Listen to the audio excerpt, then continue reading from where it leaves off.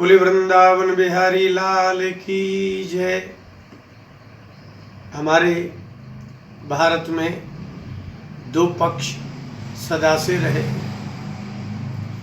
एक प्राकृतिक पक्ष जिसको हम भोग्य पदार्थ पक्ष कहते हैं, और दूसरा पक्ष है आध्यात्मिक पक्ष जिसको हम त्याग प्रधान पक्ष कहते हैं। आध्यात्मिकता में ज्ञान होता है, तपस्या होती है, दान होता है, सौहार्द होता है, सहयोग इत्यादि होता है। भोग्य पक्ष जो है वो प्राकृतिक पक्ष है।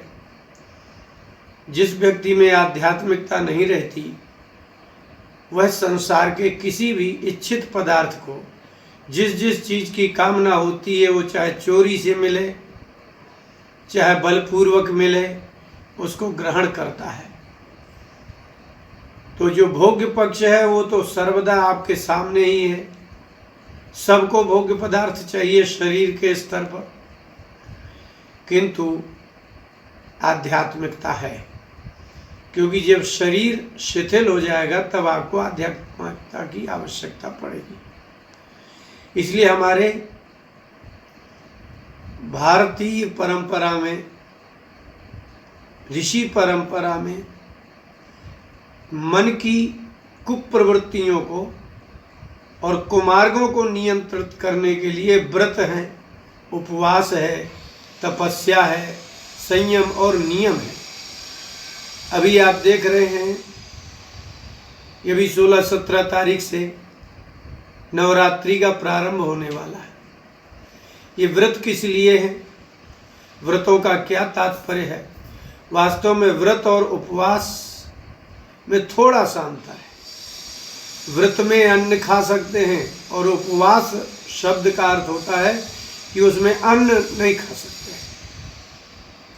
व्रत एक नियम है कि मैंने व्रत लिया है, इसलिए स्त्री धर्म के लिए पतिव्रता शब्द का प्रयोग किया जाता है। पतिव्रत। इसी प्रकार से महाव्रत, ब्रह्मचर्य व्रत, ये जो व्रत शब्द का अर्थ है उसका अर्थ है नियम, और उपवास का अर्थ है निरन्न, अन्न रहित भोजन करना। लेकिन व्रत और उपवास के लिए परलोक की आपको सत्ता माननी पड़ेगी। आपको होना चाहिए कि मरने के बाद भी देवता होते हैं, तो जीवित में भी देवता होते हैं। मनुष्य जाति का संबंध देवताओं से निरंतर है, 24 घंटे है, क्योंकि सूर्य देवता है, चंद्रमा देवता है, पृथ्वी देवी है, जल अग्नि ये सब देवता है। ये हमारी भारतीय परंपरा में देवता माने जाते हैं। देवताओं और मनुष्यों का संबंध प्रारंभ से ही है। इसलिए आद्य शंकराचार्य जी ने कहा विवेक चूड़ामणि के 26वें श्लोक में, भगवान आद्य शंकराचार्य जी कहते हैं कि बिना श्रद्धा के कोई कार्य नहीं कर सकते आप। तो श्रद्धा क्या है? तो अध्यात्म में, व्रत में, उपवास में श्रद्धा चाहिए। उस व्रत का देवता होगा, उस उपवास का देवता होगा।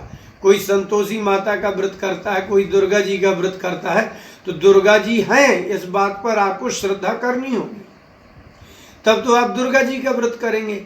शिव जी हैं तब तो आप शिव जी का उपवास प्रदोष व्रत करेंगे। इसलिए उन्होंने कहा कि श्रद्धा क्या है। व्रत और उपवास में श्रद्धा ना हो, भले ही सकाम हो, ये हमारा काम बन जाए, इसलिए हम ये व्रत 16 सोमवार कर रहे हैं, 16 सोमवार उपवास कर रहे हैं। श्रद्धा क्या है? शास्त्रेषु गुरुवाक्येषु सत्य बुद्ध्यवधारणम श्रद्धा सा कथिता सद्भिर यया वस्तुपलभ्यते। उन्होंने कहा यया वस्तुपलभ्यते। यया, जिस श्रद्धा गुण के कारण दिव्य वस्तु की प्राप्ति होती है, देवतात्व की प्राप्ति होती है, वास्तव में उसी को श्रद्धा कहते हैं।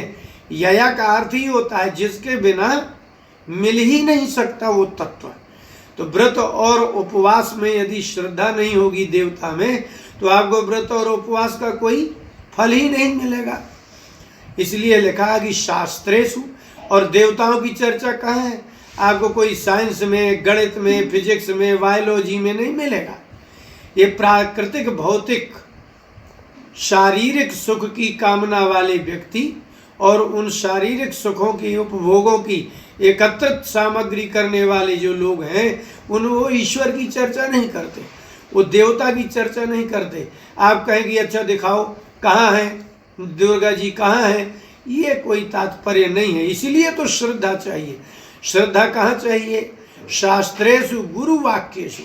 व्रत उपवास के पूर्व में आपको देवताओं के प्रति श्रद्धा चाहिए, और इस नियम से, इस व्रत से आपको फल मिलेगा निश्चित, मेरे कार्य की सिद्धि होगी, ये विश्वास चाहिए, तभी तो आप कर सकेंगे, अन्यथा आप कर ही नहीं सकते हैं। अब चलिए, शास्त्रेषु गुरु वाक्येषु। शास्त्र का तात्पर्य क्या है?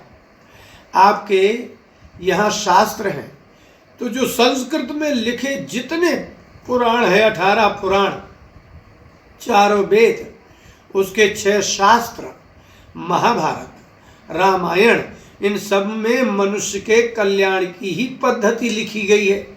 इसीलिए संस्कृत के ग्रंथों में लिखे गए जितने भी व्यास जी के द्वारा, वेद भगवान के द्वारा जो भी वाक्य लिखा है कि इस कर्म के करने से इस देवता की और इस कार्य की सिद्धि होती है, ये मंत्र इस देवता का है, इस मंत्र का जप करने से आपके भौतिक उन्नति भी होगी और पारलौकिक परलोक में भी सुख प्राप्त होगा, ये आपको शास्त्रों के वाक्यों पर विश्वास करना होगा।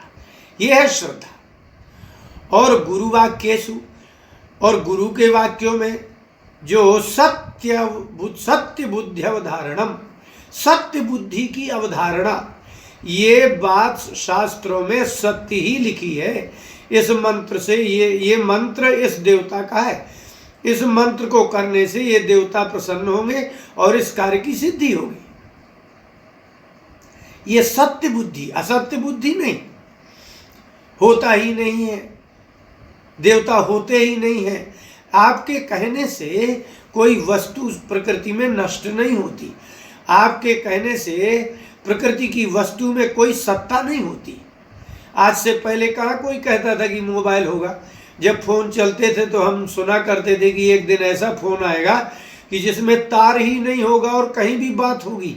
लोगों ने विश्वास ही नहीं किया, बहुत लोग बोले हो ही नहीं सकता, ये तो अफवाह है। लेकिन वो सामने आया कि नहीं आया? यदि पदार्थों में शक्ति विद्यमान है, यदि आपके जो भी संसार में, पृथ्वी में पदार्थ हैं, उनमें शक्ति है, तो थी, अभी भी है, आगे भी रहेगी।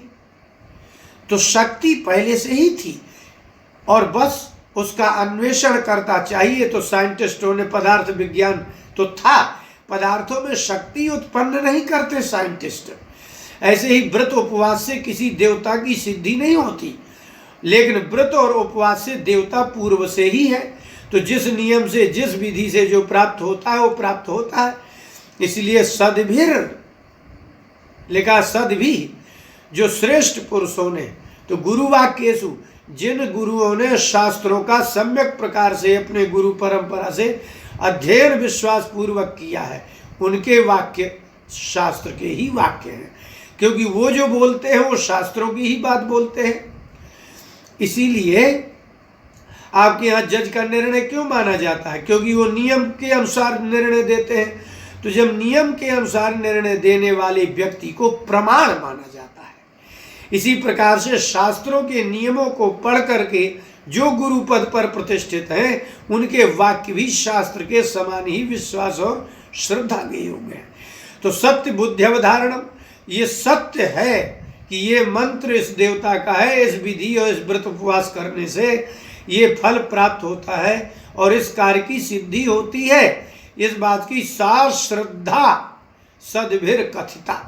इसलिए सत्पुरुषों ने उसी को श्रद्धा कहा है, जिसका शास्त्रों में और गुरुजनों के, माने शास्त्रज्ञ गुरुओं के वाक्यों में सत्य बुद्धि, ये सत्य ही है, ये मंत्र है, ये देवता है, ये व्रत उपवास है। व्रत उपवास किस लिए है? वो सिर्फ मात्र इसीलिए है कि आपके शरीर में सामर्थ्य पैदा हो।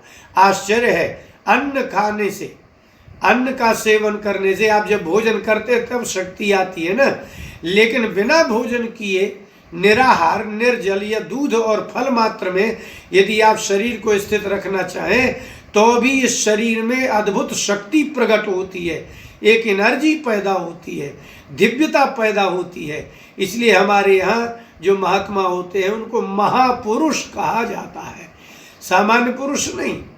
इसलिए जिनको व्रतों में, मंत्रों में जो श्रद्धा होती है वह श्रद्धा ही व्रत उपवास में सफलता प्राप्त कराती है। और श्रद्धा बिना धर्म नहीं होई, श्रद्धा के बिना धर्म होता नहीं है। इसलिए पहले श्रद्धा करिए, मंत्र के देवता और अपने नियम व्रत उपवास के प्रति दृढ़ता रहेगी तो शरीर में बिना अन्न के भी एक अद्भुत विलक्षण शक्ति की, एनर्जी की उत्पत्ति होती है। बोलिए वृंदावन बिहारी लाल की जय।